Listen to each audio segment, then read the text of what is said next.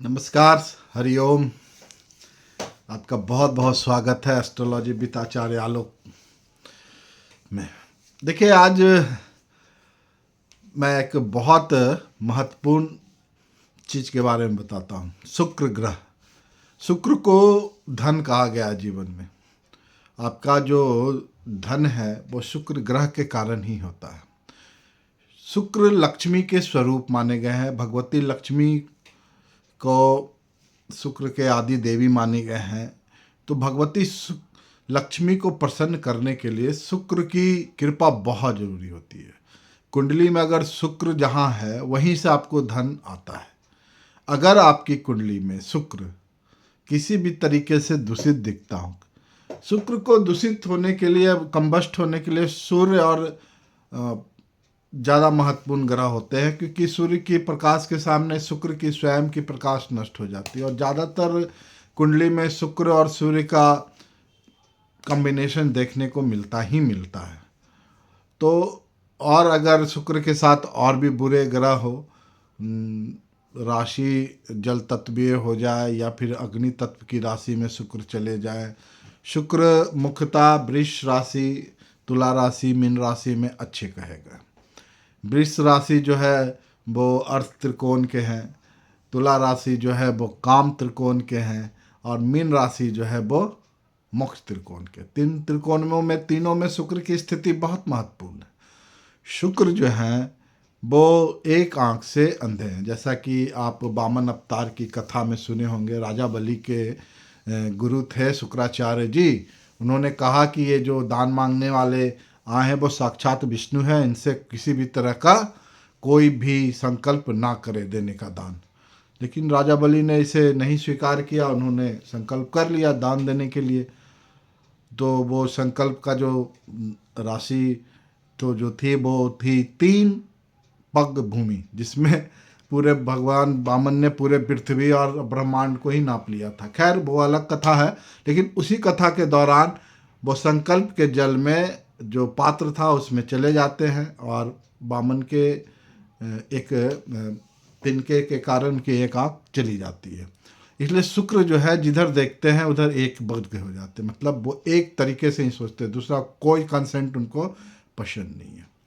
शुक्र अगर कुंडली में किसी भी तरह का दूषित हो तो आपको यौन संबंधी रोग, पति पत्नी के बीच में तनाव, बेड रिलेशन अच्छा नहीं होगा, माधुरता नहीं होगी, हृदय में कटुता आ जाएगी। इसका एक उपाय बहुत सरल है, आप इसे जीवन में जरूर से करें। देखिए, शुक्र के पास जो है अपना स्वयं का प्रकाश भी है। शुक्र जो है, शुक्र तप्त रहते हैं। उनकी सामान्य स्थिति में उनकी टेम्परेचर उनके ज़मीन का लगभग 250 डिग्री सेंटीग्रेड, 300 डिग्री सेंटीग्रेड होता है। और सब ग्रहों में वाहिद वो अकेला ग्रह है जिसके पास स्वयं का प्रकाश है। आप इसे सुबह का, भोर का तारा जो कह देखते हैं वो भी शुक्र है। शाम में जो सबसे पहले दिखाई देने वाला जो तारा है वो भी शुक्र ही होते हैं। एक्चुअली में वो ग्रह है, तारा नहीं है, वो ग्रह ही दिखाई देते हैं। शुक्र की महिमा, ये सौंदर्य जो है, वाणी की माधुरता, जितने कॉस्मेटिक्स, वस्त्र, रेडीमेड, ये सारे शुक्र के प्रभाव से आते हैं। शुक्र आपका जो है वो मूलाधार चक्र और अन्य जो अंग है यौन संबंधों के, उस पर अधिपत्य है। जिस अंग में हड्डी का समावेश नहीं हो, जैसे होठ, जीभ, आपके आँख, लिंग, स्तन, ये सब जो है शुक्र के अधिकार के आते हैं, संसार को यही चलाते हैं। अगर शुक्र ना हो तो एक पीढ़ी से दूसरी पीढ़ी का जन्म ही नहीं हो, प्रजनन होगा भी नहीं। तो शुक्र इतनी महत्वपूर्ण है कि संसार का एक रचना ही उनके द्वारा होती है। और भगवान शिव के परम भक्तों में से एक है, शिव के स्वरूप ही कहे गए हैं शुक्र। शुक्र की स्थिति को कुंडली में होना ही चाहिए अच्छा, लेकिन सबको तो ये सौभाग्य भाग्य मिलता नहीं है। अगर आप पिछले जन्म में स्त्री तत्व की अवहेलना की है या अनादर किया तो आपको इस जन्म में शुक्र अच्छा मिलेगा ही नहीं। शुक्र का एकमात्र अच्छा होने का उपाय यही है कि आप स्त्री जाति को सम्मान, प्रतिष्ठा जितना हो सके दे।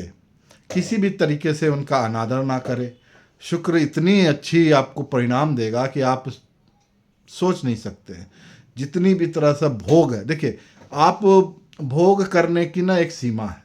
आप 14 बरस की आयु से शुरू होकर 50-55 बरस तक आयु तक ही आप भोग कर सकते हैं, चाहे कोई भी भोग हो। स्त्री का भोग, प्रेम का भोग, भोजन का भोग, वस्त्र का भोग, ये तभी तक अच्छा लगेगा जब आयु 50-55 और 15-20 के बीच की हो। उसके बाद अगर आप ये करते हैं तो आपको वो शोभा भी नहीं देगा और होगा भी नहीं। आज आधुनिक काल में इतने न बीमारियां हो गई है और इतने तरीके से भोजन कमज़ोर होते जा रहा है कि शरीर अलाउ ही नहीं करता कि 60-65 बरस में आप भोग सके किसी भी तरह के लौकिक भोगों को। लौकिक भोग देंगे शुक्रदेव। अब शुक्राचार्य जी इतने तरीके से आपके कुंडली में शुभता प्रदान करते हैं तो उनको भी तो कुछ चाहिए होता है। बस ये बहुत महत्वपूर्ण उपाय है, इसे आप जरूर से करें। देखिए करना क्या है, श्री सूक्त का उल्लेख आता है ऋग्वेद में। भगवती लक्ष्मी को समर्पित है। लक्ष्मी को घर में आवाहन करने के लिए श्री सूक्त का पाठ किया जाता है। श्री सूक्त के पाठ में अग्नि देवता को माध्यम बनाया गया है कि हे अग्निदेव, आप हमारे घर में लक्ष्मी जी का आवाहन कीजिए। अग्नि अग्नि जो है भगवान शिव के मूर्त रूपों में से एक। भाई आप अग्नि को नियमित रूप से प्रणाम करें, हाथ जोड़े, अग्निदेव से ही याचना करे, प्रार्थना करे कि आपके घर में लक्ष्मी का वास हो। शुक्र आपका बहुत उत्तम फल करेगा। किसी भी तरीके से नारी जाति का अपमान न करे, उन्हें सम्मान दे, उपहार दे, अग्नि की पूजा करे। अग्नि की पूजा पारसी लोग करते हैं, आपको पता है ना। लेकिन सबसे समृद्ध और सबसे ज़्यादा धनवान कोई समाज है भारत में तो वो पारसी लोग ही हैं। देखिए उनके अग्नि पूजन से शुक्र कितने मजबूत होते हैं और कितने उनको सुविधा सुख प्रदान करते हैं। आप लोग भी ये जरूर से करें। शाम के समय, दिन के समय या अपने आग्नेय कोण में प्रज्वलित अग्नि को जिससे भोजन बन रहा है वो शुक्र ही है। शुक्र के कारण ही, आपके धन के कारण ही तो आपके घर में चूल्हा जल रहा है। आप नमस्कार करें, उन्हें प्रणाम करें कि, और वेद में कहे गए 2 बात मात्र, हे अग्निदेव आप हमारी रक्षा करें, हे अग्निदेव आप हमारे घर में लक्ष्मी का आवाहन करें, हे अग्निदेव आप कृपा करें।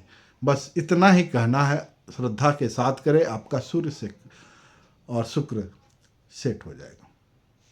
शुक्र सेट हो जाएगा, शुक्र अच्छा फल देने लगेगा। आप निसंदेह बहुत सारे कष्टों से मुक्ति मिल जाएगी आपको। अग्नि को बस प्रार्थना करना है, करें और लाभ दें। बहुत बहुत धन्यवाद।